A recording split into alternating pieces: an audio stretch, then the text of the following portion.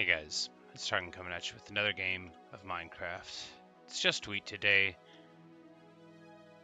Anyway, let's just get right to it. We're gonna plant some wheat. I'm gonna try not to do too many things that aren't wheat or wheat related. Talk about my feelings, or plant radishes, or anything like that, you know.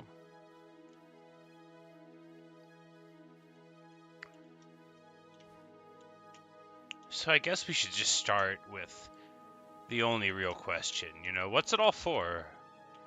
What's it all about? From whence springs the desire for a wheat field, and to what end is it planted? These are complicated questions, somewhat impossible in a lot of regards, right? For who can truly fathom the human mind? Least of all mine. And I know I'm like right here to do analysis for it, but it's not as useful as you might imagine. I would say that a strange and silly project like this is sort of like an artistic endeavor, but not one that you're going to share. It's like if you find a bunch of strange clay and then you just sort of like mound it up in a way, you know, like, is it technically sculpture? Yes, and so my wheat field is technically art, but not in any like important way. Just in a theoretical way.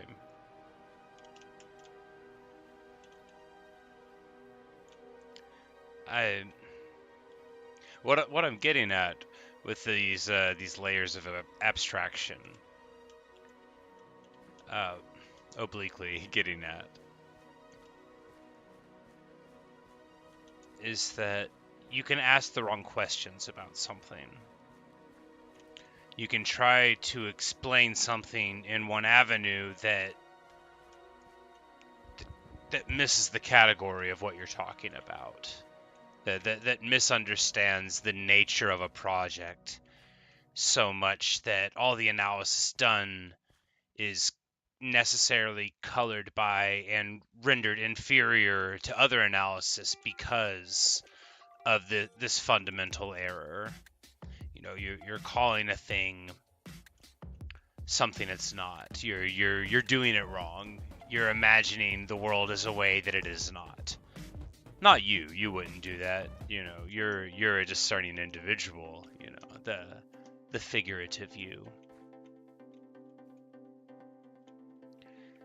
Now, if you're analyzing a wheat field, errors like this are not meaningful, right? They're not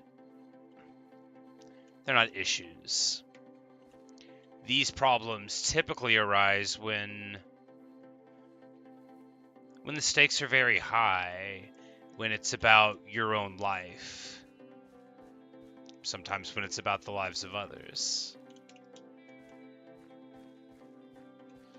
And how can you be sure that you're getting the right answers? How can you be sure that you're asking the right questions? These are, again, like layers of abstraction, but not that far, because the stakes for everything are higher than the stakes for this wheat field.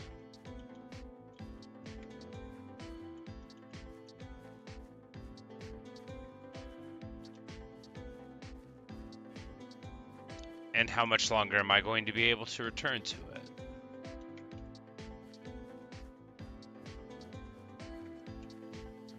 What if, through no fault of my own, something should happen? What if I should be struck by a bolt of lightning?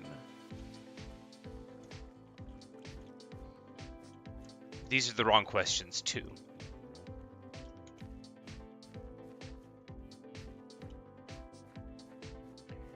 Because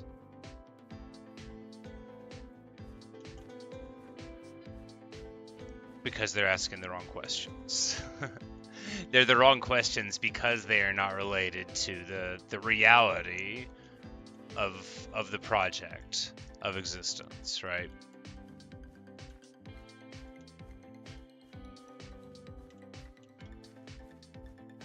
and it's in the nature of a person who is comfortable, and I'm talking about myself here. Not you, I'm talking about me. It's in the nature of the existence of a person who is comfortable to wish to continue that comfort, just as it is the nature of the world for that to be impossible.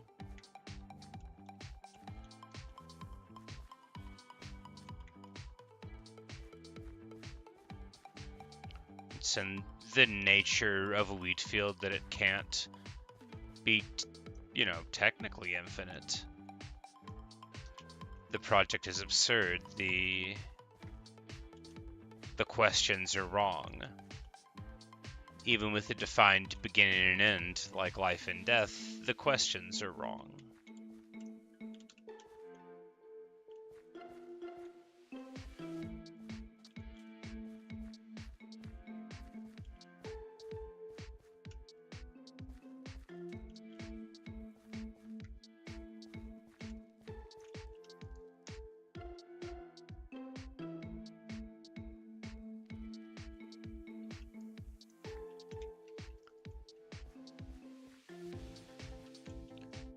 But the meaning, right? The meaning is found in the action of planting more. There's a wonderful Star Trek episode in Deep Space Nine, and I don't remember the name of it, and I'm going to describe it poorly because I haven't seen it in a long time, even though I am rewatching the series. And one thing leads to another. I'm going to skip over a lot of the explanation because I only care about the end for the purposes of this. There's a society of people, a smaller society, but a society nonetheless. And one thing's leading to another, and due to forces entirely within the control of the writers, but not within the control of the people, they're all going to disappear. They think. And but it's not necessarily going to happen. And for their last day, as far as they know, for their very last day, they went out and planted in the fields.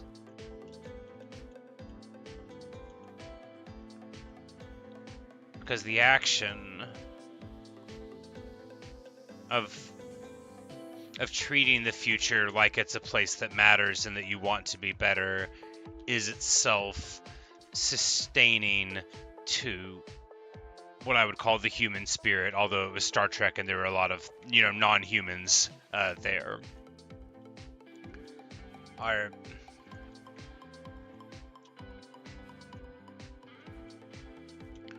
struggles against chaos, against existence and despair,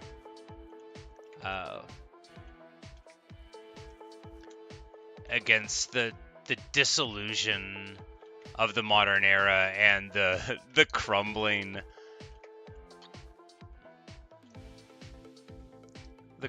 of the freedom that it's predicated on. Little by little, there will not be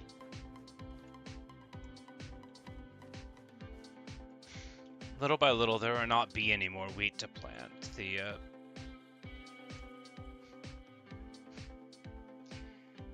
People will turn and notice that there are no more fields. That all the time that we spent asking the wrong questions has been more than foolish, it's been fatal. But that day is not today. So that's why I just wanted to come and plant a little bit more wheat. Just a little bit more. Because that's how you stay above the rising of the tide.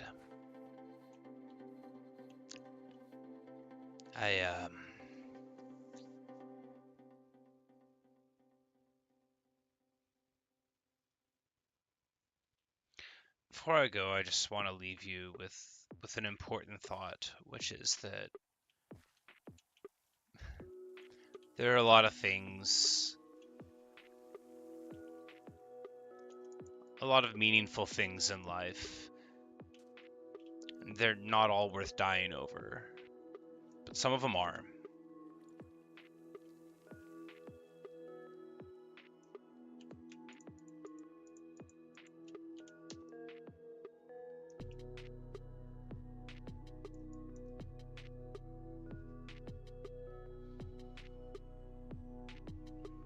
But that's asking the wrong question too. As if one could be careful enough to not be swept up in a hurricane, as if anything can actually protect a person from the iniquity of existence. But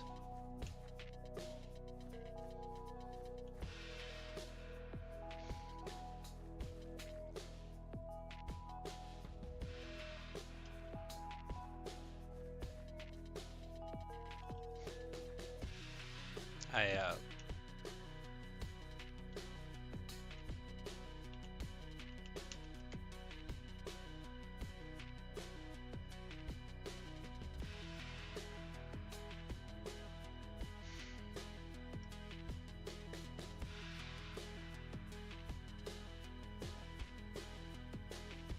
proud of what I made here.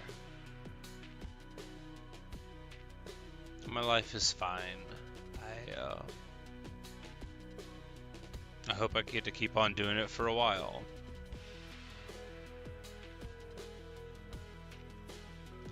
But nobody really knows what they'll be changed into by the future, so.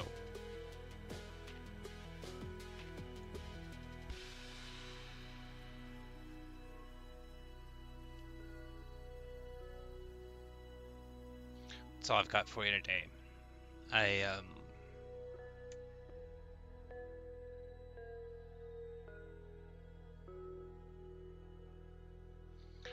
wanted to say thank you. Thanks for watching. Thanks for listening. I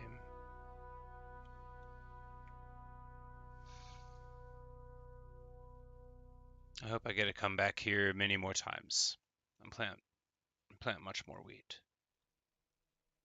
I hope that is the future that fate has set aside for me. But life is very long.